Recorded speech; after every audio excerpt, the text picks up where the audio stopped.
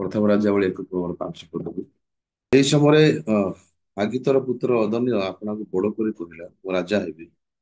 ତେଣୁ ସେ ଆପଣା ପାଇଁ ରଥ ଓ ଅଶ୍ୱାରୋହୀ ଗଣ ଓ ଆଗେ ଆଗେ ଆପଣ ଆଗେ ଆଗେ ଦୌଡ଼ିବା ପାଇଁ 500 ଜଣ ପ୍ରସ୍ତୁତ କଲା। ଅ, ମ- ମାତ୍ର ତୁମ୍ଭେ କାହିଁକି ଏପରି କରୁଅଛ ବୋଲି କହି ତାହାର ପିତା ତାହା କୌଣସି ସମୟରେ ଅସନ୍ତୁଷ୍ଟ କରିନଥିଲେ। ସେ ମଧ୍ୟ ଅତି ସୁନ୍ଦର ପୁରୁଷ ଓ ଅବସଲାମ ତାରେ ଜାତ ହୋଇଥିଲା। ପୁଣି ସେ ସରୁଆର ପୁତ୍ର ଜୋଆବ ଓ ଅବିଆଥର ଯାଜକ ସହିତ ପରାମର୍ଶ କଲା, ଆଉ ସେମାନେ ଅଦନୀୟର ଅନୁଗତ ହୋଇ ତାହାକୁ ସାହାଯ୍ୟ କଲେ। ମାତ୍ର ସାଧକ ଯାଜକ ଓ ଜିହୁଦାର ପୁତ୍ର ବନାୟ ଓ ନାଥନ ଭବିଷ୍ୟଦ୍ବକ୍ତା ଓ ସିମଇ ଓ ରେଇ ଓ ଦାଉଦଙ୍କର ବୀରଗଣ ଅଦନୀୟର ପକ୍ଷରେ ନଥିଲେ। ଏ ଉତ୍ତାରେ ଅଦନୀୟ ଐନରଗଲେର ପାର୍ଶ୍ୱସ୍ଥ ସହେଲତ ପ୍ରସ୍ତର ନିକଟରେ ମେଷ ବୃଷ ଓ ପୁଷ୍ଟ ମାନଙ୍କୁ ମାରି ଆପଣା ଭ୍ରାତା ସମସ୍ତ ରାଜପୁତ୍ରଙ୍କୁ ଓ ରାଜାଙ୍କ ଦାସ ଜିହୁଦାର ସମସ୍ତ ଲୋକଙ୍କୁ ନିମନ୍ତ୍ରଣ କଲା। ମାତ୍ର ନାଥନ ବକ୍ତାଙ୍କୁ ଓ ବନାୟାକୁ ଓ ବୀରମାନଙ୍କୁ ଓ ଆପଣା ଭାଇ ସଲମାନଙ୍କୁ ସେ ନିମନ୍ତ୍ରଣ କଲା ନାହିଁ। ଏଥିରେ ନାଥନ ସଲମାନଙ୍କର ମାତା ବତ୍ସେବାଙ୍କୁ କହିଲେ, ଆମମାନଙ୍କ ପ୍ରଭୁ ଦାଉଦଙ୍କ ଅଜ୍ଞାତ ସାରରେ ପବିତ୍ର ପୁତ୍ର ଅଦନୀୟ ରାଜ୍ୟ କରୁଛି, ଏହା କଣ ତୁମ୍ଭେ ଶୁଣିନା? ଏ ତ ବିନୟ କରୁଅଛି, ଏବେ ଆସ ମୁଁ ତୁମକୁ ମନ୍ତ୍ରଣା ଦେବି, ତାହେଲେ ତୁମେ ଆପଣା ପ୍ରାଣ ଓ ଆପଣା ପୁତ୍ର ସଲମାନର ପ୍ରାଣ ରକ୍ଷା କରିବ। ତୁମେ ଦାଉଦ ରାଜାଙ୍କ ନିକଟକୁ ଯାଇ ତାଙ୍କୁ କୁହ, ହେ ମୋର ପ୍ରଭୁ ମହାରାଜ, ଆପଣଙ୍କୁ ଶପଥ କରି ଆପଣ ଦାସୀକୁ କହିନାହାନ୍ତି, ମୋ ଠାରେ ତୁମ ପୁତ୍ର ସଲମନ ନିଶ୍ଚୟ ରାଜ୍ୟ କରିବ ଓ ସେ ମୋ ସିଂହାସନରେ ବସିବ। ତେବେ ଅଦନୀୟ କି ହେତୁ ରାଜ୍ୟ କରୁଅଛି? ଦେଖ, ତୁମେ ରାଜାଙ୍କ ସଙ୍ଗେ କଥାବାର୍ତ୍ତା କରୁଥିବା ବେଳେ ମୁଁ ମଧ୍ୟ ତୁମ ପଛେ ଯାଇ ତୁମ କଥା ଦୃଢ଼ କରିବି। ଏଥିରେ ବସିବା କୋଠରୀ ଭିତରକୁ ରାଜାଙ୍କ ନିକଟକୁ ଗଲା। ସେ ସମୟରେ ରାଜା ଅତି ବୃଦ୍ଧ ଥିଲେ, ଆଉ ସୁନମିଆ ଅବିସର ରାଜାଙ୍କର ପରିଚର୍ଯା କରୁଥିଲା।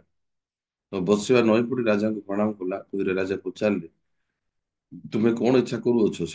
ଏଥିରେ ସେ ତାଙ୍କୁ କହିଲା, ହେ ମୋର ପ୍ରଭୁ, ସଦାପ୍ରଭୁ ଆପଣା ପରମେଶ୍ୱରଙ୍କ ନାମରେ ଆପଣା ଦାସୀ ନିକଟରେ ଶପଥ କରିଥିଲେ ଯେ ମୋ ଉତ୍ତାରେ ତୁମ୍ଭ ପୁତ୍ର ସଲମନ ନିଶ୍ଚୟ ରାଜ୍ୟ କରିବ ଓ ସିଏ ମୋ ସିଂହାସନରେ ବସିବ। ମାତ୍ର ଏବେ ଦେଖନ୍ତୁ, ଅଦନୀୟ ରାଜ୍ୟ କରୁଅଛି, ଆଉ ମୋ ପ୍ରଭୁ ମହାରାଜ ତାହା ଜାଣନ୍ତି ନାହିଁ। ଆଉ ସେ ଅନେକ ବୃଷ ଓ ପୁଷ୍ପ ପଶୁ ଓ ମେଷ ମାରି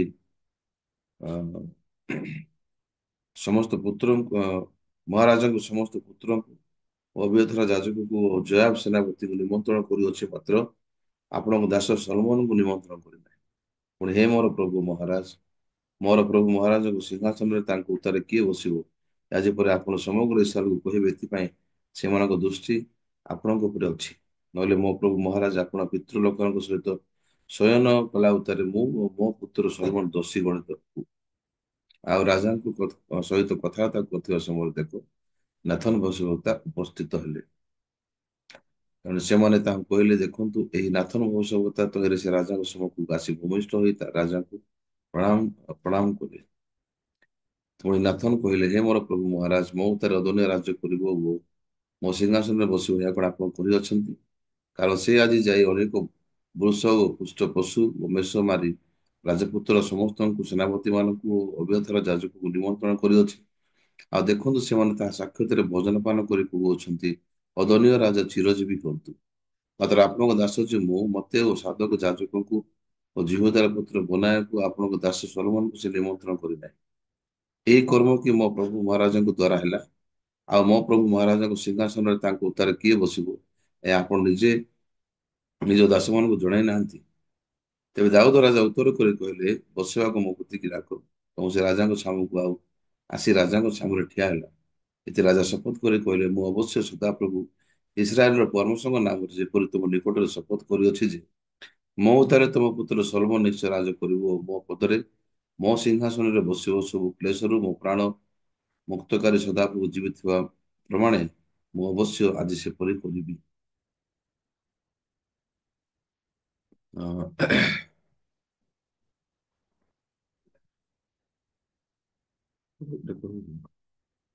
ଆଉ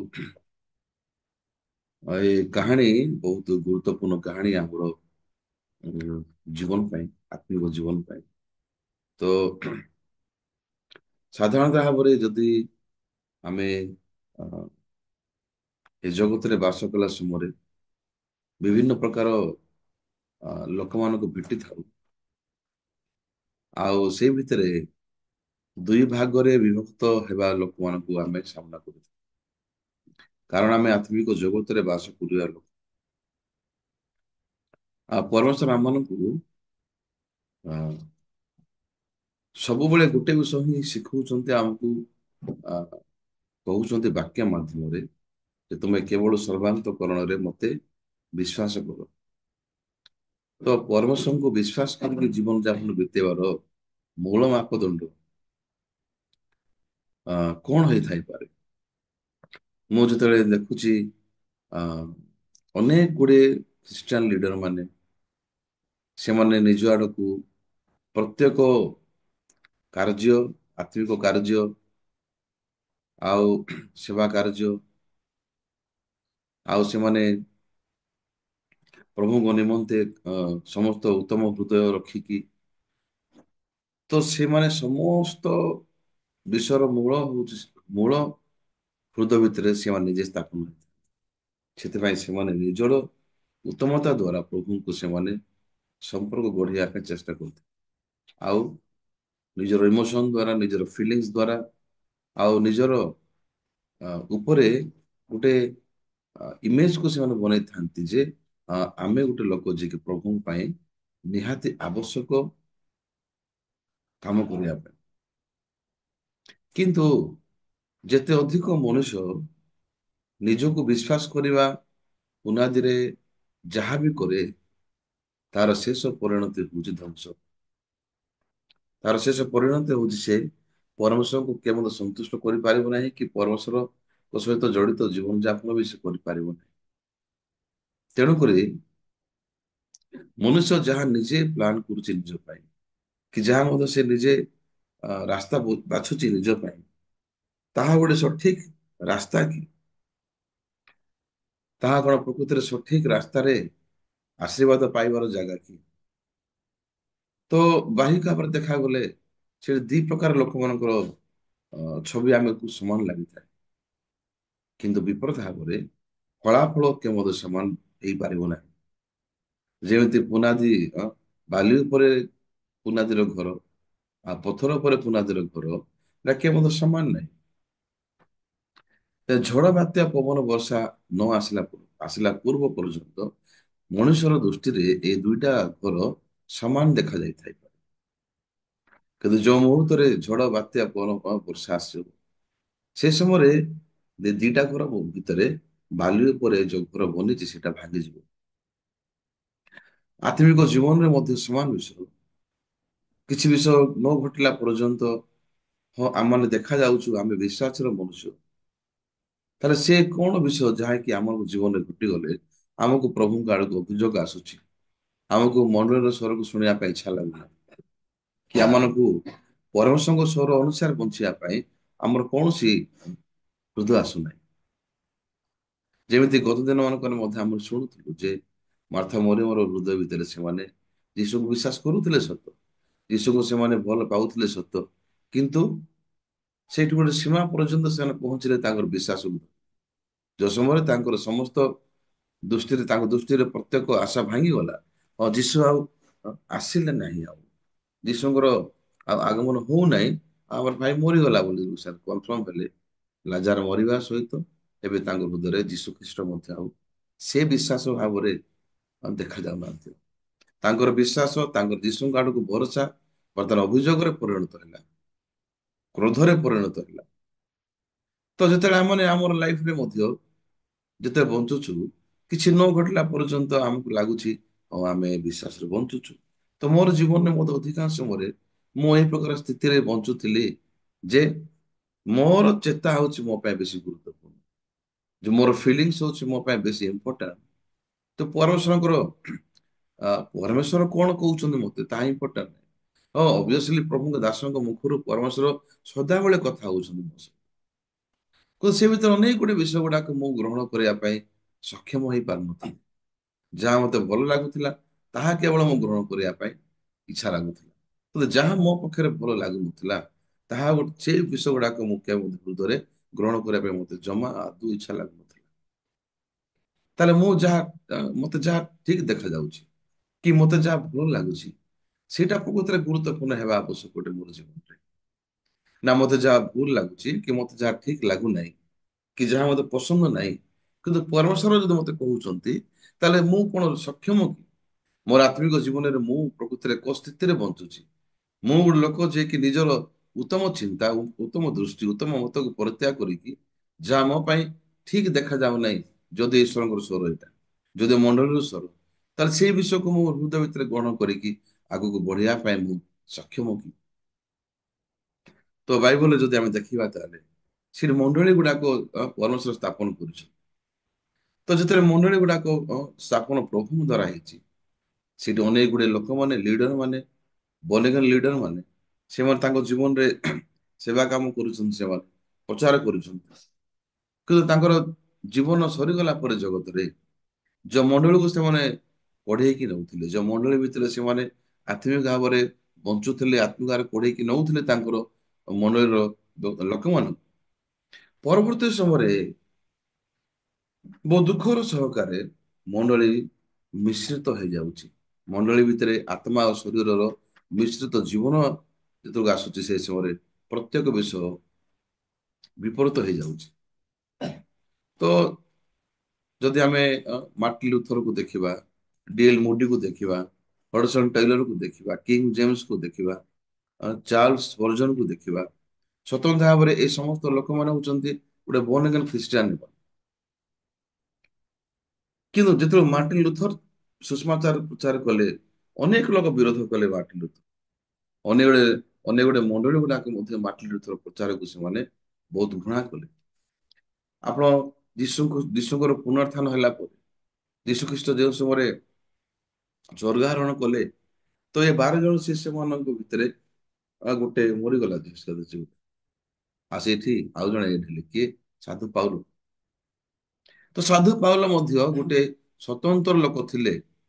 କି ପ୍ରକାର ସ୍ୱତନ୍ତ୍ର ଲୋକ ସ୍ଵତନ୍ତ୍ର ବିଷୟ ହଉଛି ଇଏ ଖ୍ରୀଷ୍ଟିଆନ ଲୋକମାନଙ୍କୁ ସୁଷମାଚାର ପ୍ରଚାର କରିବା ବିଷୟକୁ ନେଇକି ଘୋର ବିରୋଧ କରୁଥିଲେ। କେବଳ ପୁରୁଷ ଲୋକମାନଙ୍କୁ ସେ ତାଳନା ଦଉନଥିଲେ ଘର ଘର ପଶିକି ସେ ସ୍ତ୍ରୀ ମାନଙ୍କୁ ମଧ୍ୟ ବାହାରେ ଆଣିକି ଟାଣି ଆଣୁଥିଲେ ଆଉ ବନ୍ଦିଶାଳାକୁ ନେଇଯାଉଥିଲେ।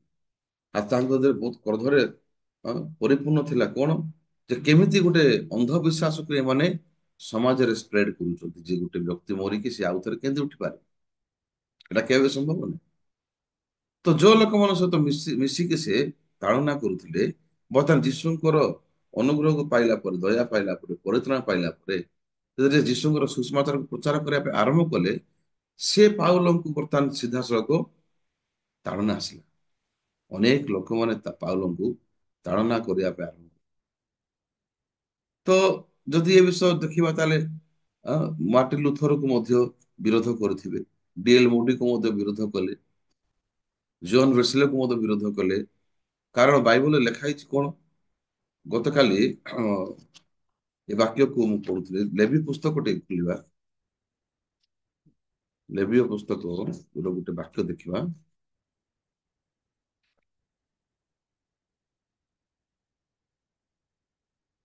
ଅ, ଲେବୀୟ,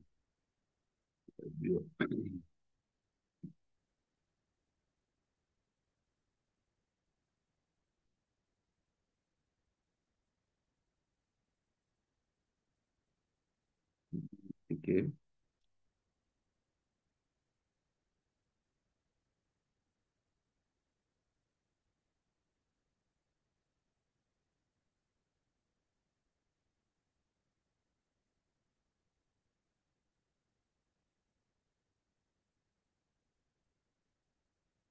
ଲେବୀୟ ପୁସ୍ତକ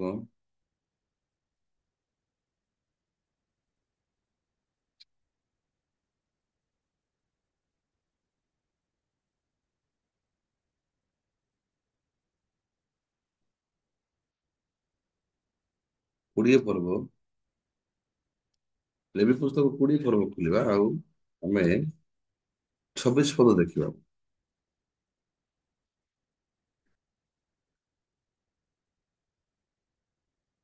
ଲେବି ପୁସ୍ତକ 20 ପର୍ବର 26 ପଦ। ପୁଣି ତୁମ୍ଭେମାନେ ଆମ୍ଭ ଉଦ୍ଦେଶ୍ୟରେ ପବିତ୍ର ହେବ, କାରଣ ଆମ୍ଭେ ସଦାପ୍ରଭୁ ପବିତ୍ର ଅଟୁ। ଆଉ ତୁମ୍ଭେମାନେ ଯେପରି ଆମ୍ଭର ହେବ, ଏଥିପାଇଁ ଆମ୍ଭେ ଅନ୍ୟ ଲୋକଙ୍କ ଠାରୁ ତୁମମାନଙ୍କୁ ପୃଥକ କରିଅଛୁ। ତ ଏଇଟା ବାକ୍ୟରେ ଯଦି ଆମେ ଦେଖିବା, ପରମେଶ୍ୱର କହୁଛନ୍ତି ଯେ କାହା ପାଇଁ ଆମେ ପବିତ୍ର ହେବା ଆବଶ୍ୟକ ଥିଲା ଲେଖା ହେଇଛି। ତୁମ୍ଭେମାନେ ଆମ୍ଭ ଉଦ୍ଦେଶ୍ୟରେ ପବିତ୍ର ହେବ। ତାର ଅର୍ଥ ହଉଛି ଆମେ ମାନେ ପବିତ୍ର ହେବାର ଉଦ୍ଦେଶ୍ୟ କାହାର? ପରମେଶ୍ୱରଙ୍କର। ଆମେ କାହିଁକି ପରମେଶ୍ୱରଙ୍କର ଉଦ୍ଦେଶ୍ୟ ଆମକୁ ପବିତ୍ର କରିବା ପାଇଁ? କାରଣ ଆମ୍ଭେ ସଦାପ୍ରଭୁ ପବିତ୍ର ଅଟୁ। କାରଣ ପରମେଶ୍ୱର ହଉଛନ୍ତି ପବିତ୍ର। ହେଲେ ସେ ପବିତ୍ର ପରମେଶ୍ୱର ତାଙ୍କ ଉଦ୍ଦେଶ୍ୟ ପାଇଁ ଆମମାନଙ୍କୁ ପବିତ୍ର କରିବେ ଲେଖା ହେଇଛି। ଆଉ ତୁମ୍ଭେମାନେ ଯେପରି ଆମ୍ଭର ହେବ, ଆମର ଯେପରି ପରମେଶ୍ୱରଙ୍କର ହେବା, ତ ପ୍ରଭୁଙ୍କର ହେବା ପାଇଁ କଣ କଲେ ପ୍ରଭୁ ଲେଖା ହେଇଛି? ଆଉ ତୁମ୍ଭେମାନେ ଯେପରି ଆମ୍ଭର ହେବ, ଏଥିପାଇଁ ଆମ୍ଭେ ଅନ୍ୟ ଲୋକଙ୍କ ଠାରୁ ତୁମମାନଙ୍କୁ ପୃଥକ କରିଅଛୁ ଲେଖା ହେଇଛି। ଦେନ୍ ପ୍ରଭୁଙ୍କର ଆମର ହେବା ପାଇଁ, ଆମେ ଈଶ୍ୱରଙ୍କର ହେବା ପାଇଁ ଈଶ୍ୱର କଣ କଲେ? ଅନ୍ୟ ଲୋକଙ୍କ ଠାରୁ ତୁମ୍ଭମାନଙ୍କୁ ପୃଥକ କରିଅଛୁ। ଆମମାନେ ହଉଛୁ ଗୋଟେ ଲୋକ ଯିଏକି ଅନ୍ୟ ଲୋକଠାରୁ ପୃଥକୀକରଣ ହେଇଛୁ ଈଶ୍ୱରଙ୍କ ହେବା ପାଇଁ। ଯୋଉ ଲୋକ ଈଶ୍ୱରଙ୍କର, ସେମାନେ କୋଉ ଲୋକ ଠାରୁ ପୃଥକ? ଏ ଅନ୍ୟ ଲୋକମାନେ କିଏ ଲୋକ? ଏମାନେ ହଉଛନ୍ତି ଅବିଶ୍ୱାସର ଦଳ। ଯୋଉମାନେ ଯୀଶୁଙ୍କ ରକ୍ତକୁ ବିଶ୍ୱାସ କରନ୍ତି ନାହିଁ, ଯୋଉମାନେ ଖ୍ରୀଷ୍ଟଙ୍କର ମୃତ୍ୟୁକୁ ପାଟିରେ ଧରନ୍ତି ବିଶ୍ୱାସ କରୁଛୁ କହିକି, ନା ସେମାନେ ଯୀଶୁଙ୍କ ମୃତ୍ୟୁକୁ ଗ୍ରହଣ କରନ୍ତି, ନା ସେମାନେ ଯୀଶୁଙ୍କର ପୁନରୁତ୍ଥାନକୁ ବିଶ୍ୱାସ କରନ୍ତି। ଯୋଉ ଲୋକ ଯୀଶୁଙ୍କ ମୃତ୍ୟୁକୁ ବିଶ୍ୱାସ କରୁଛି, ତାହେଲେ ସେ ନିଶ୍ଚିତ ଭାବରେ ଯୀଶୁଙ୍କର ପୁନରୁତ୍ଥାନକୁ ମଧ୍ୟ ବିଶ୍ୱାସ କରିବା ଆବଶ୍ୟକ ନା। ତେଣୁକରି ପରମେଶ୍ୱରଙ୍କର ଉଦ୍ଦେଶ୍ୟରେ ଆମେ ପବିତ୍ର ହେଲୁ। ପରମେଶ୍ୱର ଆମେ ପରମେଶ୍ୱରଙ୍କର ଯେମିତି ହେବା, ଏଇଟା ଈଶ୍ୱରଙ୍କର ଇଚ୍ଛା ଥିଲା। ଆଉ ସେଥିପାଇଁ ପ୍ରଭୁ ଆମକୁ ତାଙ୍କର ବନେଇବା ପାଇଁ ଅନ୍ୟ ଲୋକଙ୍କ ଠାରୁ ଏଇ ଜଗତରୁ ପୃଥକ କଲେ ଆମର।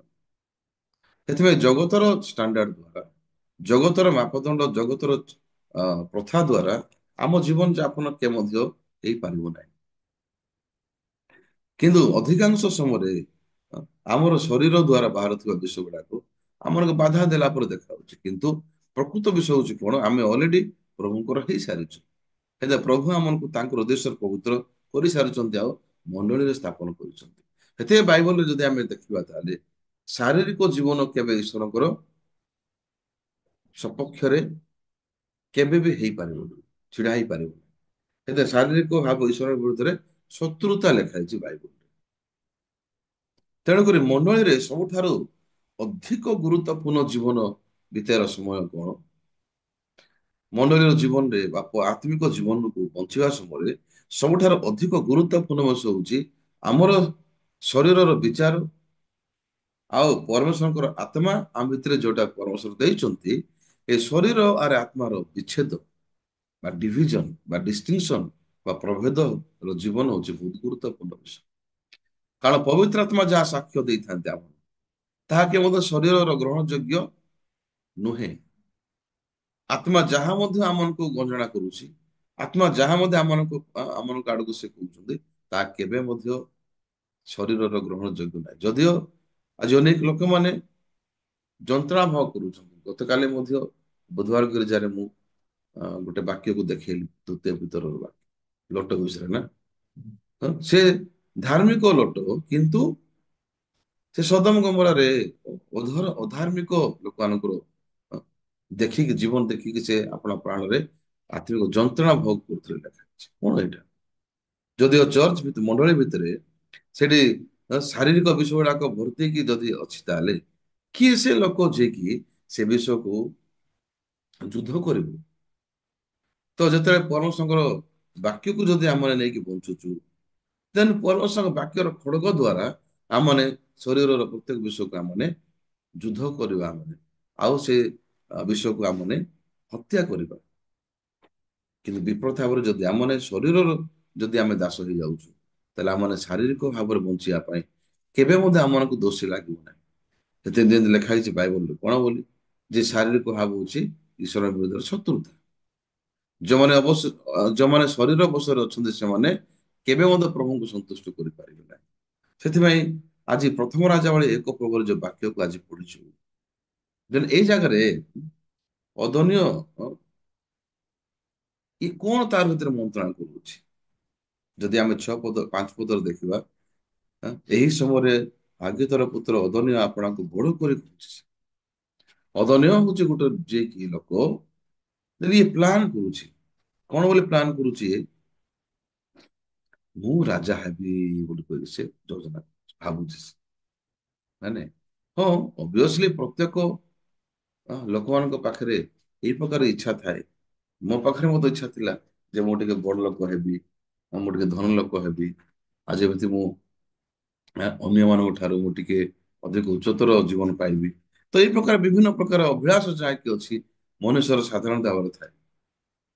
ତ ଅଦନୀୟ ବର୍ତ୍ତମାନ ଏଇ ଜାଗାରେ କହୁଛି ମୁଁ ରାଜା ହେବି, ଆଉ ଆପଣଙ୍କୁ ସେ ବଡ କରି କହୁଛି। ସେଥିପାଇଁ ସେ ଆପଣା ପାଇଁ ରଥ ଅଶ୍ୱାରୋହୀ ଗଣ ଆପଣ ଆଗେ ଆଗେ ଦୌଡିବା ପାଇଁ 500 ଜଣ ପ୍ରସ୍ତୁତ କଲା। ବର୍ତ୍ତମାନ ଅଦନୀୟ ଯେତେବେଳେ ଏ ବିଷୟ ପ୍ରସ୍ତୁତ କରୁଛି, ଆଉ ଅ, ସେ କେତେ ଲୋକମାନଙ୍କୁ 500 ଲୋକମାନଙ୍କୁ ସେ ଜମା କରୁଛି। ଆପଣ ଛାଉଣୀ ବନୁଛି ସେ, ତାପରେ ରଥ ଅଶ୍ବ ସବୁ ଜାଗା ସେ ଆରେଞ୍ଜ କରୁଛି। ତାପରେ 6 ପଦରେ ଦେଖନ୍ତୁ, ମାତ୍ର ତୁମେ କାହିଁକି ଏପରି କରୁଅଛ ବୋଲି କେହି ତାହାର କହି ତାର ପିତା ତାକୁ କୌଣସି ସମୟରେ ଅସନ୍ତୁଷ୍ଟ କରୁନଥିଲେ। ସେ ମଧ୍ୟ ଅତି ସୁନ୍ଦର ପୁରୁଷ ଓ ଅବସଲାମ ଉତ୍ତାରେ ଜାତ ହୋଇଥିଲା। ଅବସଲାମ ହଉଛନ୍ତି ବହୁତ ସୁନ୍ଦର ଥିଲେ। ସେଥିପାଇଁ ଅବସଲାମଙ୍କର ମସ୍ତକରେ ପାଦ ପର୍ଯ୍ୟନ୍ତ କୌଣସି ଖୁଁତ ନଥିଲା। ସେ ହ୍ୟାଣ୍ଡସମ ଲୋକ ଥିଲେ ସେ। ତାର ତଳେ ବର୍ତ୍ତମାନ କିଏ ଜନ୍ମ ହେଲା? ଅଦନ୍ୟ ଜନ୍ମ ହେଲା। କିନ୍ତୁ ଏଇ ଅଦନ୍ୟ ଯେତେବେଳେ ଏଇ ପ୍ରକାର ଉଦ୍ୟୋଗ ନେଇକି ସେ ଯୋଜନା କରୁଛି, ତାକୁ ଇଭେନ ଦାଉଦ ମଧ୍ୟ କିଛି ବି ଅସନ୍ତୁଷ୍ଟ ହେଲା ପରେ କହିନାହାନ୍ତି। କିନ୍ତୁ ତାପରେ ଦେଖନ୍ତୁ 7 ପଦରେ ବାକ୍ୟ ଦେଖିବା ଟିକେ ମାନେ, ପୁଣି ସେ ସରୁଆର ପୁତ୍ର ଜୟା ଅବିୟାଥର ଯାଜକ ସହିତ ପରାମର୍ଶ କଲା, ଆଉ ସେମାନେ ଅଦନୀୟର ଅନୁଗତ ହୋଇ ତାହାକୁ ସାହାଯ୍ୟ କଲେ। ବର୍ତ୍ତମାନ ଇଏ ଅଦନୀୟ ପ୍ରଥମ ନାଁ କାହାକୁ ଲେଖା ହେଇଛି, ଯାହାକୁ ତାର ନିଜର ଯୋଜନାକୁ ସେୟାର କରୁଛି ସେ ଜୟାକୁ ସେ ଅବିୟାଥର ଯାଜକ ସହିତ ପରାମର୍ଶ କଲେ। ତାହେଲେ ଯୋଆବ କିଏ? ଯୋଆବ ହଉଛନ୍ତି ଦାଉଦଙ୍କର ଭଣଜା, ନା ନାଇଁ? ହେଲେ ବର୍ତ୍ତମାନ ଯୋଆବ କଣ କରୁଛି, କଣ କରୁଥିଲା ଭାଇ ଦାଉଦଙ୍କ ରାଜ୍ୟକ୍ରମ ସମୟରେ? ଯୋଆବ କାହାକୁ ହତ୍ୟା କରିବା ବିଷୟ ବହୁତ ଗୁରୁତ୍ୱପୂର୍ଣ୍ଣ ଭାବରେ ଏଇ ଜାଗାରେ ଆମେ ଜାଣିଛୁ। ଜାଣିଛୁ କାହାକୁ ସେ ହତ୍ୟା କଲା? ଅବସଲାମକୁ ସେ ହତ୍ୟା କରୁଛି, ନା ନାଇଁ? ତାହେଲେ ଅବସଲାମ ପରେ କିଏ ଜନ୍ମ ହେଲା? ଅଦନୀୟ ଜନ୍ମ ଲେଖା ହେଇଛି। ତାହେଲେ ଅବସଲାମର ଭାଇ ନା? ହେଲେ ବର୍ତ୍ତମାନ ଅବସଲାମକୁ ଏ ଯୋଆବ ହତ୍ୟା କରୁଛି କହିକି ଅଦନ୍ୟ ଜାଣିଥିବେ ନା? ଜାଣିନଥିବେ? ଭଲରେ ଜାଣିଥିବେ ନା? ହେଲେ ଯେତେବେଳେ ଅବସଲାମ ମୋର ଭାଇକୁ ସେ ହତ୍ୟା କରୁଛି ଯୋଆବ, ତାଠୁ ଅଧିକ ଆହୁରି ଗୁରୁତ୍ୱପୂର୍ଣ୍ଣ କଣ, ଯେ ଯୋଆବ ସହିତ ଦାଉଦଙ୍କ ରିଲେସନସିପ ସେଇ ସମୟରେ ଭଲ ଥିଲା, ଭଲ ଥିବ ବୋଲି ସେ ଜାଣିଥିଲେ, ଜାଣିଥିବେ ନା ଭଲ ନଥିଲା ବୋଲି ଜାଣିଥିଲେ? କାରଣ ଦାଉଦ ହିଁ କହିଥିଲେ ଯେ ଅବସଲାମକୁ ତମେ ଅମଳ ବ୍ୟବହାର କରିବ, ତାକୁ ତୁମେ କିଛି କରିବ ନାହିଁ, ନା ନାଇଁ? କିନ୍ତୁ ବର୍ତ୍ତମାନ ସ୍ପଷ୍ଟ ଭାବରେ ଅବସଲାମ ଆଉ ଦାଉଦଙ୍କର ରିଲେସନସିପ ବିଷୟରେ ଯାହା ଆମେ ଦେଖୁଛୁ, ଦାଉଦ ସମସ୍ତଙ୍କ ଆଗରେ କହିଲେ, ଆଉ ସେ ସମସ୍ତଙ୍କ ଭିତରେ ଗୋଟେ ସାଧାରଣ ସୈନ୍ୟ ମଧ୍ୟ ଶୁଣିଲେ ଲେଖା ହେଇଛି, ନା ନାଇଁ? ତ ଅବସଲାମ ଯେତେବେଳକୁ ସେ ଆ ଗଲାବେଳ ସମୟରେ ଅଶ୍ୱରେ ଯାଉଥିଲେ ସେ ଗଧରେ ଘୋଡାରେ, ଆଉ ତାଙ୍କର ଚୁଟି ବେଶୀ ଥିବା ଯୋଗୁ ଗଛର ଡାଳରେ ସେ ତାଙ୍କର ଚୁଟି ଲାଗିଗଲା, ଆଉ ଘୋଡା ପଳେଇଲା। ସେଇ ସମୟରେ ଗୋଟେ ସାଧାରଣ ନର୍ମାଲ ଗୋଟେ ସୋଲଜର ଆସିକି ଜବାବକୁ ଜଣାଉଛନ୍ତି କଣ ବୋଲି, ଏମିତି ଏମିତି ବିଷୟ ଯେ ବର୍ତ୍ତମାନ ଅବସଲାମ ଝୁଲିକି ଅଛି। ଆରେ ତୁ କାହିଁକି ତାକୁ ନ ମାରିକି ମତେ ଏଟା ଖବର ଦେଇ ଯାଉଛୁ? କିଏ କହୁଛି? ଜବାବ କହୁଛି। ଆଉ ସେ ଯାଇକି ସେ କେଞ୍ଚା 3ଟି କେଞ୍ଚା ନେଇକି ସେ ଅବସଲାମକୁ ହତ୍ୟା କରୁଛି ଲେଖା ହେଇଛି। ତ ଏତେ ବଡ ବିଷୟ ଘଟିଗଲା, ଏତେ ବିଷୟ ଘଟିଗଲା ପରେ ତାର ନିଜର ଭାଇ କଣ ଅଧୁନ ଜାଣିନଥିଲେ। କିନ୍ତୁ ମୁଁ କହିବାର ଅର୍ଥ ହଉଛି ବର୍ତ୍ତମାନ ଏ ସୌରରା ପୁତ୍ର ଜୟା ପାଖକୁ କେମିତି ଅଧନ୍ୟ ଯାଇକି ସେ ପରାମର୍ଶ କରୁଛି ସେ। ସୌର ପୁତ୍ର ଜୟା ଅବ୍ୟଥାର ଯାଜକ ସହିତ ପରାମର୍ଶ, ଦୁଇ ଜଣ। ତାପରେ ଆଉ ସେମାନେ ଅଦନ୍ୟର ଅନୁଗତ ହୋଇ ତାହାକୁ ସାହାଯ୍ୟ କଲେ। ଏବେ ଏ ଦୁଇ ଜଣ ଅଦନ୍ୟର କଥାରେ ସହମତ ହେଲେ। ଅଦନ୍ୟର ପରାମର୍ଶ ପରାମର୍ଶ ଯୋଉ ସେ ମାଗୁଛି କି ତାର ଅ ଯୋଜନାକୁ ସେ ସେୟାର କଲା। ଏଇ ମାନେ ତାର କଥାରେ ତାର ଯୋଜନାରେ କଣ ଲେଖା ହେଇଛି ଏ ଜାଗାରେ? ସାହାଯ୍ୟ କଲେ। ତାର ଅର୍ଥ ହଉଛି ବର୍ତ୍ତମାନ ଏମାନେ ମଧ୍ୟ ଅଦନୀୟର ଯୋଜନାକୁ ନେଇକି ଏମାନେ ଠିକ ଅଛି, ତୁ ଯୋଉ ଠିକ ଯୋଜନା କରୁଛୁ, ଆମେ ତତେ ହେଲ୍ପ କରିବୁ ବୋଲି କହୁଛୁ ନା ନାଇଁ। ତ ହଁ, ଗୋଟେ ବାଇବଲରେ ଗୋଟେ ବାକ୍ୟକୁ ଦେଖିବା, ଏ ପ୍ରଥମ ରାଜା ବଳି 22 ପର୍ବରୁ ଦେଖିବା ଦେଖିବା। ପ୍ରଥମ ରାଜା 22 ପର୍ବ,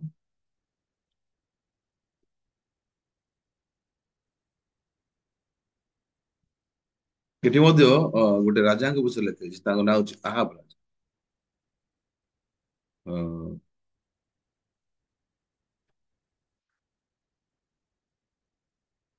22 ପର୍ବ ଦେଖିବା।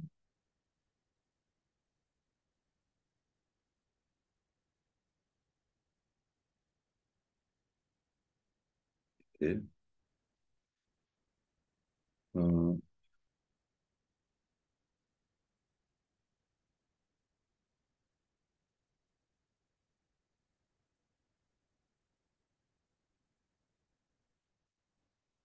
2 ପଦ, 2 ପଦ ଟିକେ ଦେଖିବା। ତହୁ ତୃତୀୟ ବର୍ଷରେ ଜିହୁଦାର ରାଜା ଜିହୋଶାଫାଟ ଇସ୍ରାଏଲ ରାଜାଙ୍କ ନିକଟକୁ ଆସିଲେ। ଏଥିରେ ଇସ୍ରାଏଲ ରାଜା ଆପଣା ଦାସମାନଙ୍କୁ କହିଲେ, ରାମତ ଗିଲିଆଦ ଯେ ଆମମାନଙ୍କର ଅଟେ, ଏହା କଣ ତୁମମାନେ ଜାଣ ନାହିଁ? ତଥାପି ଆମେମାନେ ତୁନି ହୋଇ ରହି ଅରାମର ରାଜା ଅସ୍ତ୍ର ତାହା ନେଉନା। ପୁଣି ସେ ଜିହୋଶାଫାଟଙ୍କୁ କହିଲେ, ତୁମେ କଣ ଯୁଦ୍ଧ କରିବା ପାଇଁ ମୋ ସଙ୍ଗେ ରାମତ ଗିଲିଆଦକୁ ଯିବ? ତହିଁରେ ଜିହୋଶାଫାଟ ଇସ୍ରାଏଲ ରାଜାଙ୍କୁ କହିଲେ, ମୁଁ ତୁମ ପରି, ମୋର ଲୋକ ତୁମ ଲୋକ ପରି, ମୋର ଅଶ୍ଵ ତୁମ ଅଶ୍ଵ ପରି। ଆହୁରି ଜିହୋଶାଫାଟ ଇସ୍ରାଏଲ ରାଜାଙ୍କୁ କହିଲେ, ମୁଁ ବିନୟ କରୁଅଛି ଆଜି ସୁଦ୍ଧା ଆପଣଙ୍କ ବାକ୍ୟ ପଚାର।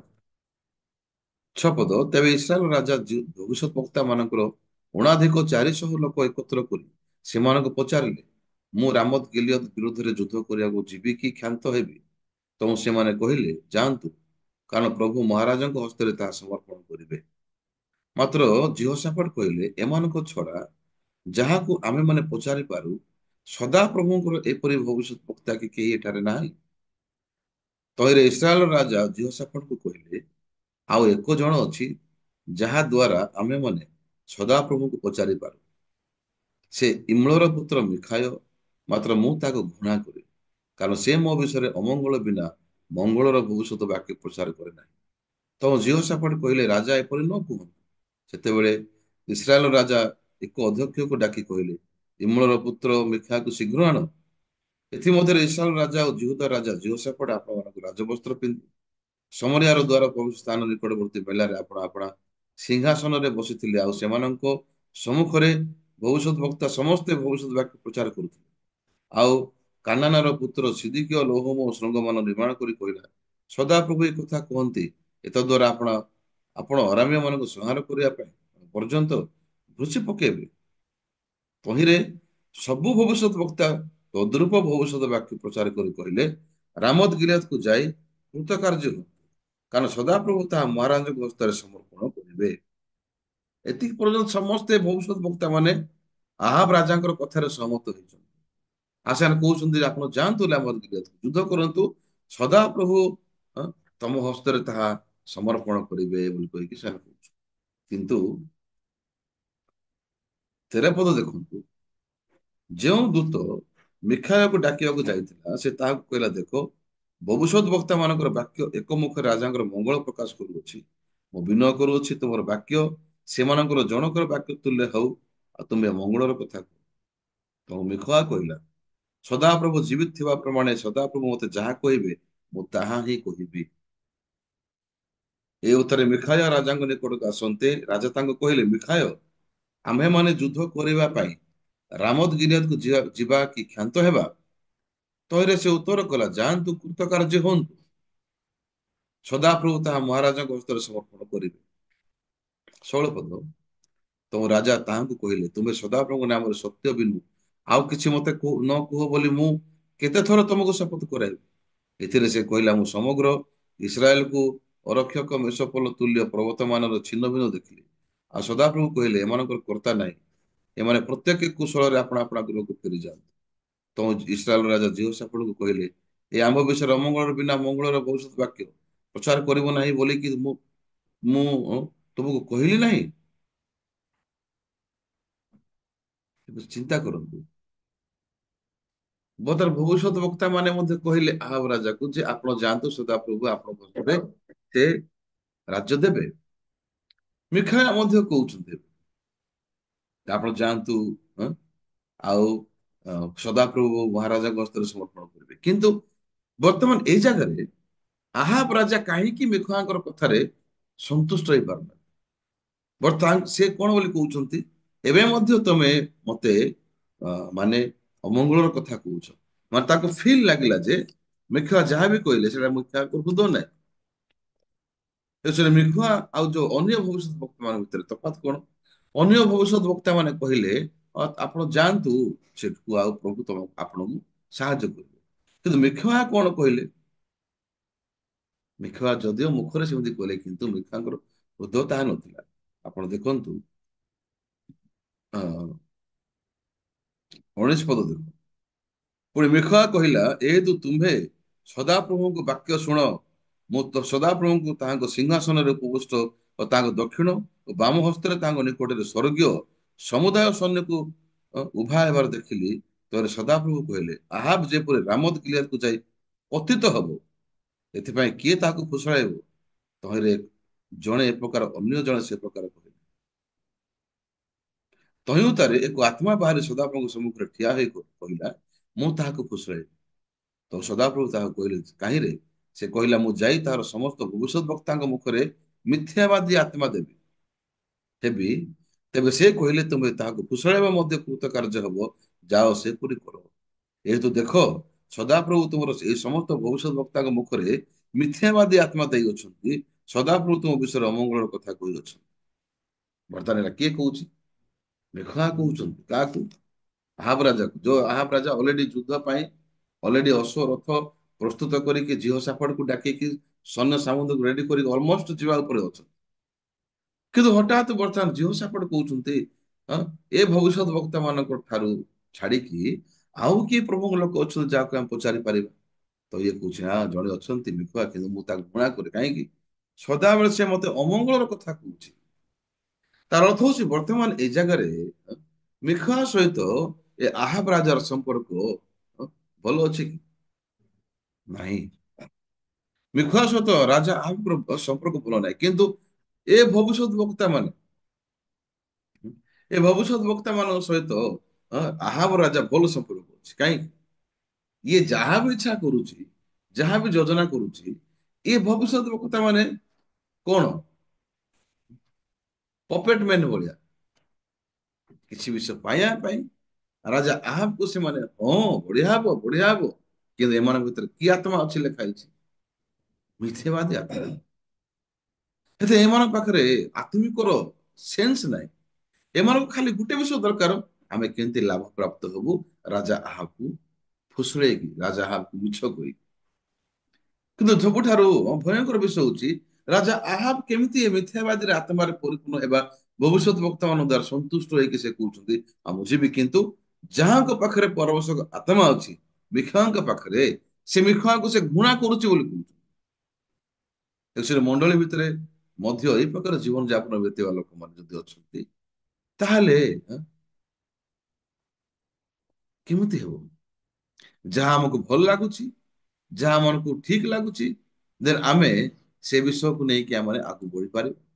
କିନ୍ତୁ ଯାହା ଆମକୁ ଠିକ ଲାଗୁନି, ଦେନ୍ ଏ ଭବିଷ୍ୟତ ବକ୍ତା ମାନଙ୍କ ସଦୃଶ ମୁଁ କାହା ସହିତ ଜଡିତ ହେଇକି ରହିବା ଆବଶ୍ୟକ? ଏ ଆହାବ ରାଜା ଭବିଷ୍ୟତ ବକ୍ତା ମାନଙ୍କୁ ସେ ରଖିଛି, ସେ ନିଜର ଅଭିଳାଷ ପୂରଣ କରିବା ପାଇଁ। ଦେନ୍ ଏମାନଙ୍କ ଦ୍ଵାରା ସେ ପ୍ରଭୁଙ୍କର ସ୍ୱର ଶୁଣୁଛନ୍ତି କି? ଏମାନଙ୍କ ଦ୍ଵାରା ସେମାନେ ପ୍ରଭୁଙ୍କ ସ୍ୱର ଶୁଣୁନାହାନ୍ତି। ସେମାନଙ୍କୁ ଟଙ୍କା ଦେଇକି ରଖିଛନ୍ତି ଯେମିତି ତାଙ୍କର ଅଭିଳାଷରେ ଏମାନେ ସପୋର୍ଟ କରିବେ। ଏବେ ଏଇ ଜାଗାରେ ପ୍ରଥମ ରାଜାବଳୀ 1 ପର୍ବରେ 7 ପଦ ଯୋଉ ଲେଖା ହେଇଛି, କାହିଁକି ଜୋଆବ ଆଉ ଅବ୍ୟଥର ଯାଜକକୁ ଅଦନୀୟ ଯାଇକି ପରାମର୍ଶ ଗ୍ରହଣ କରୁଛି। ତ ସେ ଅଦନୀୟଙ୍କର ହୃଦୟ ଭିତରେ ବର୍ତ୍ତମାନ ରାଜା ହେବା ପାଇଁ ଚେତା ଅ, ଆତ୍ମିକ ଚେତା ନାହିଁ, ଆଉ ରାଜା ହେବା ପାଇଁ ଯୋଉ ଅଭିଳାଷରେ ପରିପୂର୍ଣ୍ଣ ହେଇକି ଅଛି, ସେ ଜାଣୁନାହିଁ ବର୍ତ୍ତମାନ ମୁଁ କାହା ପାଖକୁ ଯିବା ଦରକାର।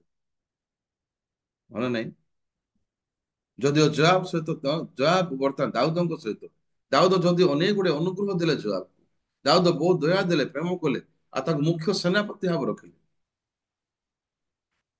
କିନ୍ତୁ ଅଦନୀୟର ହୃଦୟ ଭିତରେ ଆତ୍ମିକ ଚିନ୍ତା ନଥିବା ଯୋଗୁଁ ସେ ବର୍ତ୍ତମାନ କଣ କରୁଛନ୍ତି? ସେମାନଙ୍କୁ ଯାଇକି ପଚାରୁଛନ୍ତି ଯୋଉମାନଙ୍କର ସମ୍ପର୍କ ଦାଉଦଙ୍କ ସହିତ ସଠିକ ଭାବରେ ସ୍ପିରିଚୁଆଲି କନେକ୍ସନ ନଥିଲା। ତେଣୁକରି ଯଦି ଆପଣ ତା ତଳେ 8 ପଦ ଦେଖିବେ, ପ୍ରଥମ ରାଜାବଳୀ 1 ପର୍ବର 8 ପଦ ଦେଖନ୍ତୁ।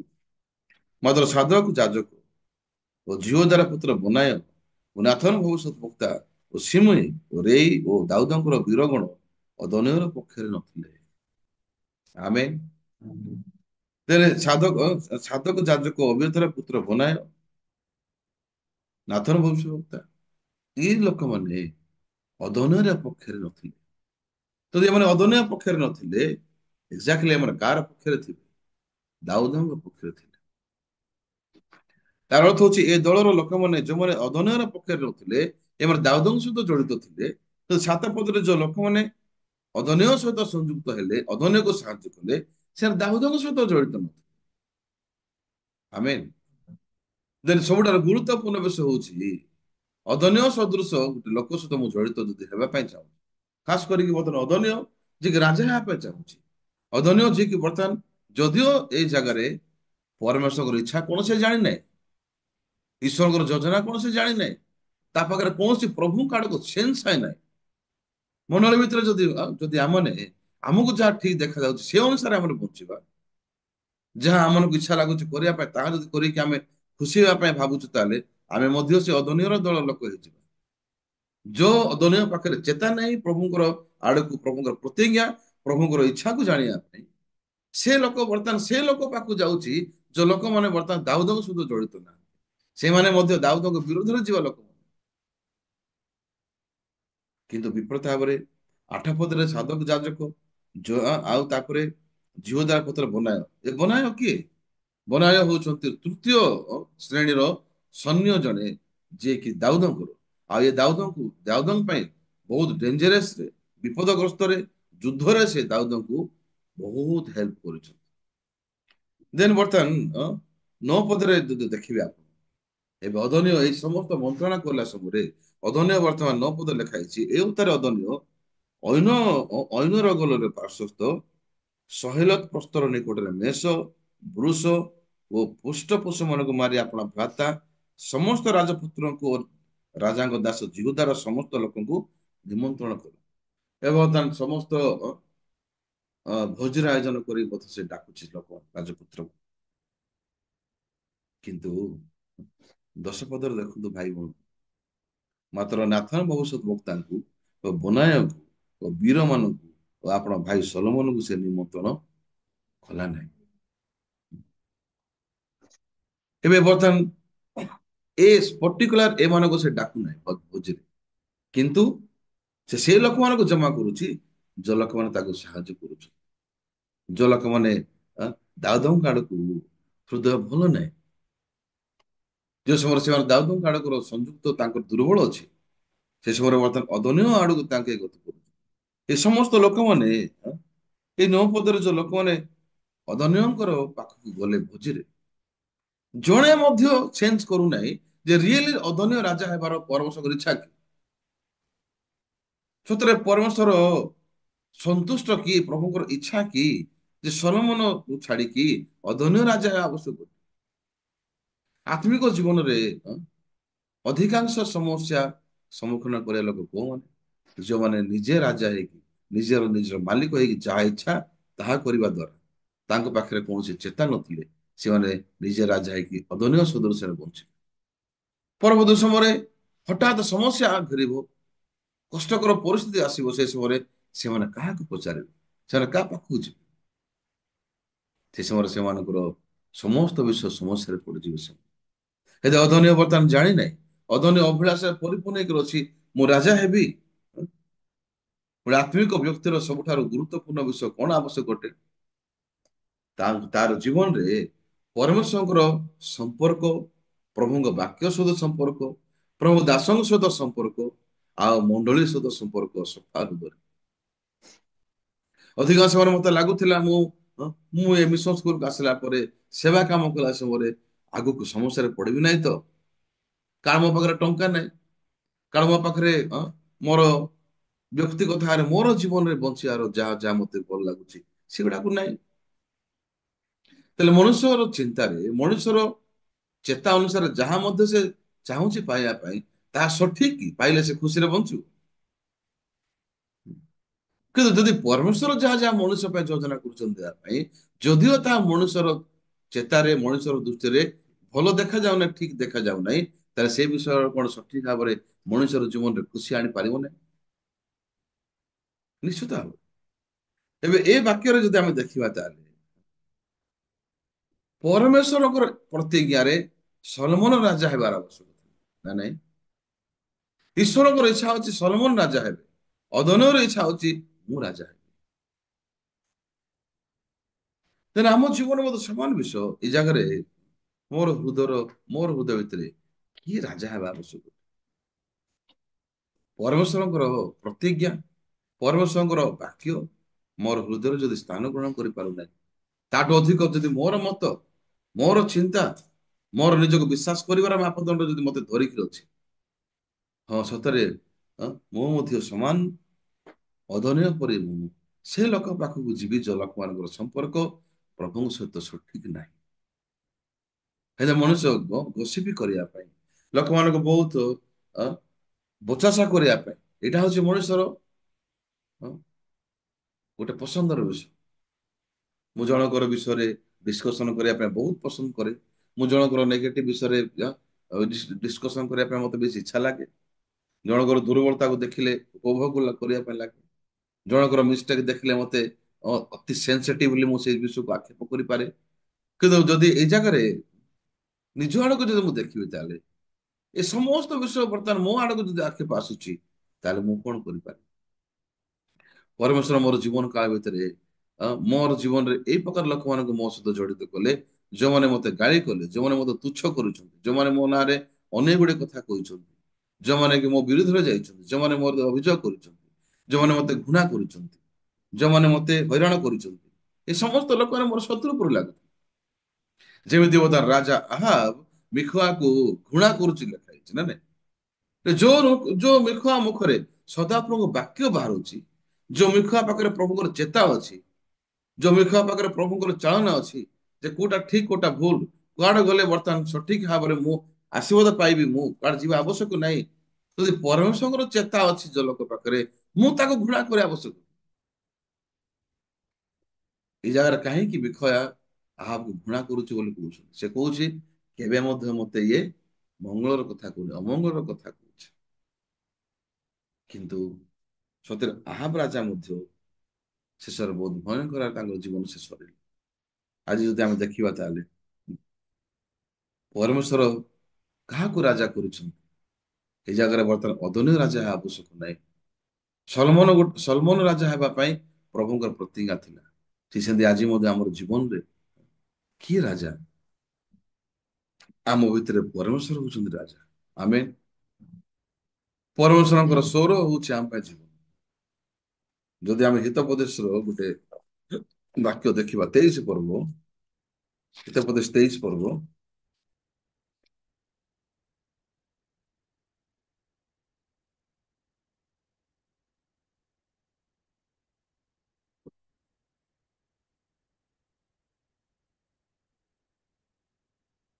ଏକ ପଦ ଦେଖୁ।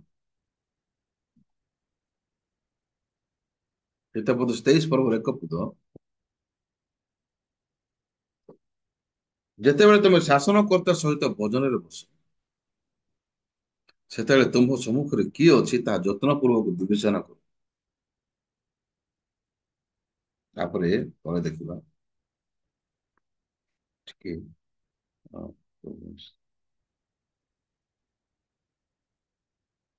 ହଁ, ଦୁଇ ପଦ ଯେ ତୁମେ ପେଟାର୍ଥୀ ହୋ ତୁମେ ଆପଣା ଗଳାରେ ଛୁରୀ ଆପେ ରଖ। ତାହାର ସୁସ୍ୱାଦୁ ଖାଦ୍ୟ ଲୋଭ କରୁ ନାହିଁ ଯେହେତୁ ତାହା ପ୍ରବଞ୍ଚନାଜନକ ଖାଦ୍ୟ। ଧନୀ ହେବା ପାଇଁ ଆପଣଙ୍କୁ କ୍ଳାନ୍ତ କର ନାହିଁ, ତୁମ ନିଜ ବୁଦ୍ଧିରୁ କ୍ଷାନ୍ତ ହୁଅ। ହେଲେ ଗୁରୁତ୍ୱପୂର୍ଣ୍ଣ ବିଷୟ ଏକ ପଦରେ ଲେଖାଯାଇଛି। ଯେତେବେଳେ ତମେ ଶାସନକର୍ତ୍ତା ସହିତ ଭୋଜନରେ ବସ, ସେତେବେଳେ ତୁମ ସମ୍ମୁଖରେ କିଏ ଅଛି ତାହା ଯତ୍ନପୂର୍ବକ ବିବେଚନା କର। ମୁଁ ଯେତେବେଳକୁ ଏ ମଣ୍ଡଳୀକୁ କର୍ମ ସମୁଦାୟ ଅଣାଗଲି, ପ୍ରଭୁ ଦାସଙ୍କୁ ଭେଟିଲି। ତ ପ୍ରଭୁଙ୍କ ଦାସଙ୍କର ମୁଖରୁ ମୁଁ ସୁଷମାଚାର ଶୁଣିଲି। ପ୍ରଭୁ ଦାସଙ୍କ ମୁଖରୁ ମୁଁ ଆତ୍ମିକ ଜୀବନକୁ ଷ୍ଟାର୍ଟ କଲି।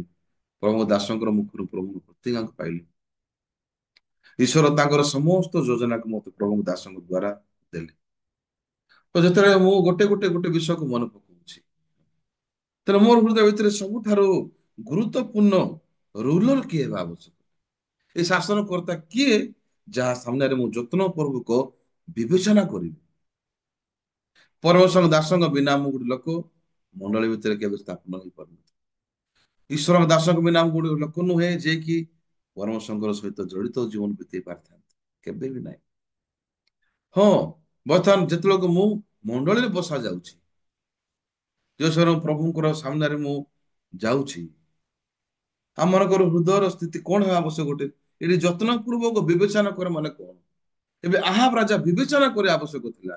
ଯଦିଓ ବର୍ତ୍ତମାନ ଶହ ଶହ ଏ ଜାଗାରେ ଭବିଷ୍ୟତ ବକ୍ତା ମାନେ ଅଛନ୍ତି, କିନ୍ତୁ ଏ ଭବିଷ୍ୟତ ବକ୍ତା ମାନଙ୍କ ଦ୍ଵାରା ପ୍ରଭୁଙ୍କର ସ୍ୱର ଆସୁନାହିଁ। ଏ ଭବିଷ୍ୟତ ବକ୍ତା ମାନଙ୍କ ଦ୍ଵାରା କୌଣସି ଈଶ୍ୱରଙ୍କର ସେନ୍ସ ନାହିଁ। ତ କାହିଁକି ଅନନେସେସାରିଲି ବର୍ତ୍ତମାନ ଏ ଲୋକମାନଙ୍କ ସହିତ ଜଡିତ ହେବା ଆବଶ୍ୟକ ଥିଲା?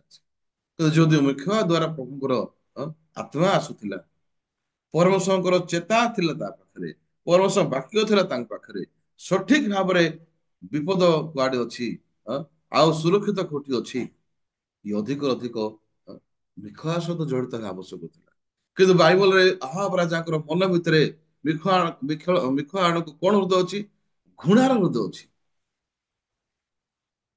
ଏବେ ଅଧନିୟର ହୃଦୟ ଭିତରେ ବର୍ତ୍ତମାନ ସେ ଜୋଆ ପାଖକୁ ଯାଉଛନ୍ତି। ସେ କେବେ ମଧ୍ୟ ସଲମନଙ୍କ ପାଖକୁ ଯାଇ ପାରୁନାହାନ୍ତି, ତାଙ୍କ ଭାଇ ହେଲେ ମଧ୍ୟ। ନାଥନ ଭବିଷ୍ୟତ ବକ୍ତା ପାଖକୁ ଯାଇ ପାରୁନାହାନ୍ତି ସେ। ନାଥନ ଭବିଷ୍ୟତ ବକ୍ତା ପାଖକୁ ଯଦି ସେ ଯାଇଥାନ୍ତେ, ବନାୟା ପାଖକୁ ଯାଇଥାନ୍ତେ, ଯୋଉ ବନାୟା ଦାଉଦଙ୍କର ଜଣେ ମୂଲ୍ୟବାନ ବିଶ୍ୱସ୍ତ ଦାସ ସେ ସୋଲଜର। ତ ବର୍ତ୍ତମାନ ଏଠି ଦିଟା ଦଳ ବିଷୟରେ ଲେଖା ହେଇଛି। ଗୋଟେ ଦଳ ଯୋଉମାନେ କି ଦାଉଦଙ୍କ ସହିତ ଜଡିତ ନାହାନ୍ତି। ଆଜି ଯୋଉ ଲୋକମାନେ ନିଜକୁ ବିଶ୍ୱାସ କରିବାର ଦୁନିଆ, ନିଜକୁ ଭରସା କରିବାର ଦୁନିଆ, ସତରେ ମୁଁ ଗୋଟେ ଲୋକ ଯିଏକି ପ୍ରଭୁଙ୍କ ନିମନ୍ତେ ଅନେକ ଶକ୍ତିର ସାହାଯ୍ୟ କରୁଛି, କାମ କରୁଛୁ, କାହିଁକି ଅଦନ୍ୟ ରାଜା ହେବାକୁ ଚାହୁଁ? ଈଶ୍ୱରଙ୍କର ସ୍ୱର, ଈଶ୍ୱରଙ୍କ ପ୍ରତିଜ୍ଞା କୁ ସେ ବେଶୀ ସେନ୍ସିଟିଭଲି ବା ବହୁତ ସଚେତନଶୀଳ ହେଇକି ସେ ଅ, ଶୁଣିବା ଦରକାର ଥିଲା, ନା ସେ ନିଜକୁ ରାଜା ହେବା ପାଇଁ ସେ କରିବାର ଥିଲା? କାହିଁକି ସେ ରାଜା ହେବାକୁ ଚାହୁଁଛି? ନିଜକୁ ବଡ କରିକି ସେ କହୁଛି ଲେଖା ହେଇଛି। ଆଜି ମଧ୍ୟ ଶୈତାନ ଅନେକ ଗୁଡ଼ିଏ ଲୋକଙ୍କୁ ମାନଙ୍କୁ ଠକୁଛି ନିଜକୁ ବିଶ୍ୱାସ କରିବା ପାଇଁ, ନିଜକୁ ବଡ କରିବା ପାଇଁ। କିନ୍ତୁ ମଣ୍ଡଳୀ ଭିତରେ ଆମେ ଅଛୁ, ମଣ୍ଡଳୀ ଭିତରେ ପ୍ରଭୁ ଆମକୁ ମିଖୟା ସଦୃଶ ଏ ଜାଗାରେ ପରମେଶ୍ୱରଙ୍କ ଦାସ ମାନଙ୍କୁ ଦେଇଛୁ। ନାଥନ ଭବିଷ୍ୟତ ବକ୍ତାଙ୍କ ସଦୃଶ ପ୍ରଭୁ ଆମକୁ ପରମେଶ୍ୱରଙ୍କ ଦାସ ମାନଙ୍କ ଦ୍ଵାରା, ଆତ୍ମାଙ୍କ ଦ୍ଵାରା ବଞ୍ଚିବା ଦଳ ମାନଙ୍କ ଦ୍ଵାରା ପ୍ରଭୁ ଆମମାନଙ୍କୁ କଢେଇକି ନଉଛୁ। ସେଥିପାଇଁ ବର୍ତ୍ତମାନ ଏଇ ଜାଗାରେ ଅଦନୀୟ ଆରେ ଆହାବ ରାଜା ଗୋଟେ ଲୋକ ଯିଏକି ସେନ୍ସଲେସ୍ ଲୋକ। ଏତେ ବୋର୍ନ ଚର୍ଚ୍ଚ ପୁନର୍ଜନ୍ମ ମଣ୍ଡଳୀ ଭିତରେ ପବିତ୍ର ଆତ୍ମାଙ୍କର ସ୍ପର୍ଶିତ, ପବିତ୍ର ଆତ୍ମାଙ୍କ ଦ୍ଵାରା ଚାଳିତ ହେବାର ଜୀବନ ଯାପନ ହଉଛି ବହୁତ ଗୁରୁତ୍ୱପୂର୍ଣ୍ଣ। ଆମେ ପାଷ୍ଟର ମାନେ ହଉ, କି ଆମେ ଡିକନ ମାନେ ହଉ, କି ଆମେ ଏଲ୍ଡର ମାନେ ହଉ, କି ଆମେ ଭାଇ ଭଉଣୀ ହଉ, ଯେକୌଣସି ବ୍ୟକ୍ତି ପରମେଶ୍ୱରଙ୍କର ଆତ୍ମାଙ୍କ ଦ୍ଵାରା କୋଡିକି ନିଆଯିବା ଆବଶ୍ୟକ। ଆମେନ୍। ଯେତେବେଳେ ଆମେ ପ୍ଲାନ୍ କରୁଛୁ ପ୍ରଭୁଙ୍କ ସାମ୍ନାରେ ଅନେକ ଥର ଭାବିକି ଚିନ୍ତିକି ପ୍ଲାନ୍ କରିବା ଆବଶ୍ୟକ। ଯେତେବେଳେ ଆମେ କିଛି ବିଷୟକୁ ଯୋଜନା କରୁଛୁ କିଛି ବିଷୟକୁ ଚିନ୍ତା କରୁଛୁ ତାହେଲେ ଆମ ଚିନ୍ତା କରିବାର ଆମକୁ ଚିନ୍ତା କରିବାର ମାପଦଣ୍ଡ କଣ? ଆମ ଚିନ୍ତା କରିବାର ଆମ ଯୋଜନା କରିବାର ପ୍ରକୃତରେ କିଏ ମୋ ପଛରେ ସପକ୍ଷବାଦୀ? ଅଧନ୍ୟ ଚିନ୍ତା କରୁଛି ରାଜା, ଅଧନ୍ୟ ଭାବୁଛି ବର୍ତ୍ତମାନ ମତେ ବଡ ଲୋକ ହେବା ଦରକାର, କିନ୍ତୁ ଏଇ ନାଥନ ଭବିଷ୍ୟତ ବକ୍ତା ପାଖକୁ ଯାଇପାରିଲେନି, ବନାୟ ପାଖକୁ ଯାଇପାରିଲେନି। କାହିଁକି? କାରଣ ଏମାନେ ପ୍ରଭୁ ଦାଉଦଙ୍କ ସହିତ ଜଡିତ ଥିଲେ। ତାର ଅର୍ଥ ହଉଛି ସେମାନେ ପ୍ରଭୁଙ୍କ ସହିତ ଜଡିତ ଥିଲେ। ଯଦି ମୁଁ ପରମସଙ୍କ ସହିତ ଜଡିତ ଜୀବନ ବିତେଇବି, ସାଧାରଣ ଭାବରେ ଛୋଟ ବିଷୟ ମଧ୍ୟ ମୁଁ ବହୁତ ସେନ୍ସିଟିଭଲି ପ୍ରଭୁଙ୍କ ସାମ୍ନାରେ ଚିନ୍ତା କରିବି। ଆମେ ହେଲେ ଯାହା ଇଚ୍ଛା ମୁଁ ତାହା ଯଦି କରିବି ମଣ୍ଡଳୀରେ ପାଷ୍ଟର ହେଇକିରି, ଯାହା ମତେ ଠିକ ଲାଗୁଛି ମୋ ଦୃଷ୍ଟିରୁ, ଯାହା ମତେ ଭଲ ଲାଗୁଛି ମୋ ଦୃଷ୍ଟିରୁ, ତାହେଲେ ମୁଁ ସେ ବିଷୟ ପାଇଁ ଯଦି ବହୁତ ଆକୃଷ୍ଟ ହେବି, ତାହେଲେ ମତେ କିଏ କିଛି ନ କହିଲେ ମଧ୍ୟ ଆପେ ଆପେ ମୁଁ ପରମେଶ୍ୱରଙ୍କ ସାମ୍ନାରେ ଅନ୍ଧକାର ଆଉ ଲଜ୍ଜିତ ହେଇଯିବି। ପରବର୍ତ୍ତୀ ସମୟରେ ବର୍ତ୍ତମାନ ଅଦନ୍ୟ ଆଉ ବହୁତ ଭୟଙ୍କର ବିଷୟ କରୁଛି ସେ, କିନ୍ତୁ ସମୟ ସରିଗଲା, ଏତିକି ମୁଁ କହିବି। କିନ୍ତୁ ବିପରୀତ ଭାବରେ ମୁଁ ଶେଷରେ ଗୋଟିଏ ବିଷୟ କହିବାକୁ ଚାହୁଁଛି ଯେ ପରମେଶ୍ୱର ଆମମାନଙ୍କୁ ମୂଲ୍ୟବାନ ମଣ୍ଡଳୀ ଦେଇଛନ୍ତି, ଆଉ ଏ ମଣ୍ଡଳୀ ଦ୍ଵାରା ପ୍ରଭୁ ଆମକୁ ପରମେଶ୍ୱରଙ୍କର ଆତ୍ମାଙ୍କ ଦ୍ଵାରା କୋଡିକି ନଉଛନ୍ତି। ତ ଗତକାଲି ମଧ୍ୟ ଆମଙ୍କର ବାଣୀନଗରରେ ମିଟିଂ ହେଲା, ବହୁତ ଧନ୍ୟବାଦ ହେଲି ମୁଁ, କାରଣ ଉଦୟଗିରି ଚର୍ଚ୍ଚକୁ ଟ୍ରାନ୍ସଫର ହେଲା ପରେ ଏଇଟା ପ୍ରଥମ କନଫରେନ୍ସରେ ମୁଁ କାଲି ଟିଚିଂ କଲି, ତ ମତେ ବହୁତ ପ୍ରଭୁଙ୍କ ସାମ୍ନାରେ ମୁଁ ଧନ୍ୟବାଦ ହେଲି। ଆଜି ମଧ୍ୟ ଆମଙ୍କର କେଲାପଡାରେ ବାଇବଲ ସେମିନାର ଅଛି, ଆଉ ମୁଁ ଆଶା କରୁଛି ପ୍ରଭୁ ମୂଲ୍ୟବାନ ଭାବରେ କାମ କରିବେ, କାରଣ ଏଇଟା କାମ ଆମର ନାହିଁ, ଏଇଟା କାମ ହଉଛି ପ୍ରଭୁଙ୍କର। ସେଥିପାଇଁ ଇସ୍ରାଏଲ ଦେଶର ରାଜା କିଏ ହବ? ସେଟା ଅଧନ୍ୟ ଗୋଟେ ପକ୍ଷରେ ସେ ନିଜକୁ ଚିନ୍ତା କରୁଛି ମୁଁ ରାଜା ହେବି, କି ସତରେ ତା ପାଖରେ କୋଉ ପ୍ରକାର ହୃଦୟ ଥିଲା? ଗୋଟେ ରାଜା ହେବା ପାଇଁ ସବୁଠାରୁ ଗୁରୁତ୍ୱପୂର୍ଣ୍ଣ ବିଷୟ କଣ? ଗୋଟେ ରୁଲର ହେବା ପାଇଁ ସବୁଠାରୁ ଗୁରୁତ୍ୱପୂର୍ଣ୍ଣ ପାର୍ଟ କଣ?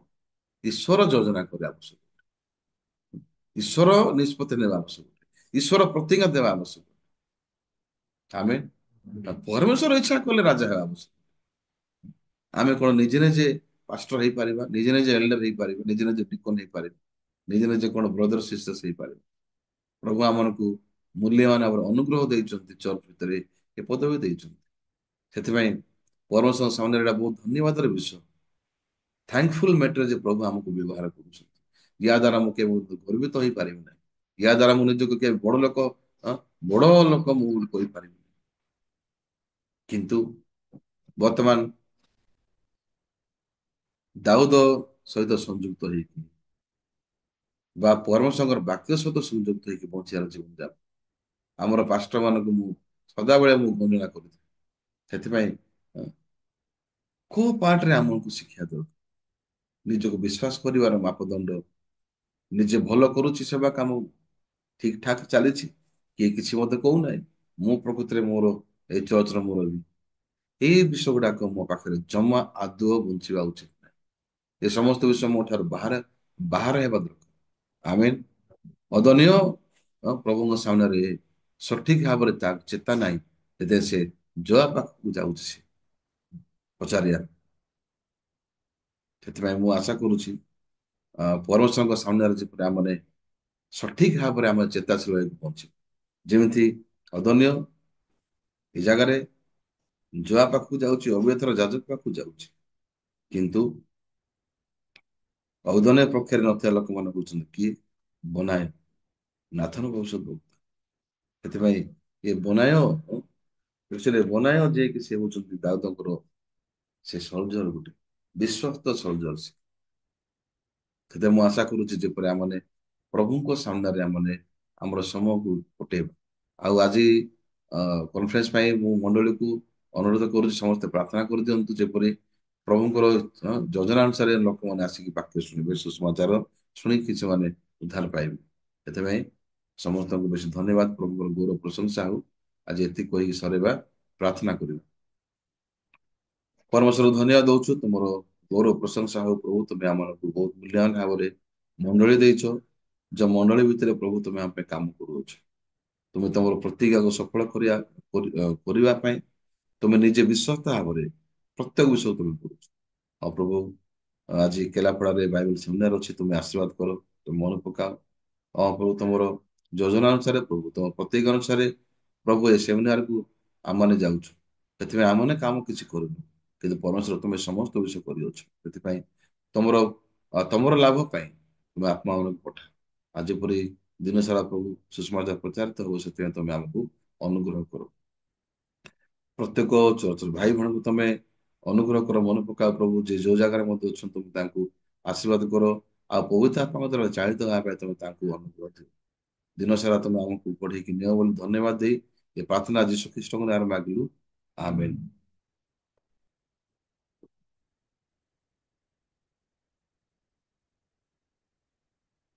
ଠିକ ଅଛି ଭାଇ ଭଉଣୀ ମାନେ, ବହୁତ ବହୁତ ଧନ୍ୟବାଦ।